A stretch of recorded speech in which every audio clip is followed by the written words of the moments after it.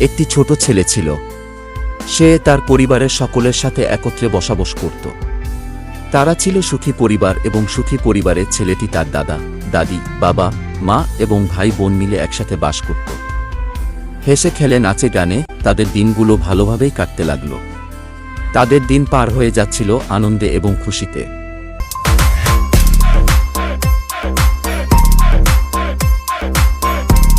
একদিন ছেলেটি পিতা মাতার সাথে পার্কে ঘুরতে গেল। সেখানে ছেলেটি অনেক মজা করল। পার্ক থেকে আসার সময় ছেলেটি সিদ্ধান্ত নিল যে তারা ট্রেনে যাত্রা করবে। ছেলেটির পিতা মাতাও ছেলের সাথে একমত হল। তাই ফিরে আসার সময় তারা সকলে ট্রেনে করে যাত্রা করল। এমন সময় কিছু দুষ্টু লোক ট্রেনে আগুন ধরিয়ে দিল।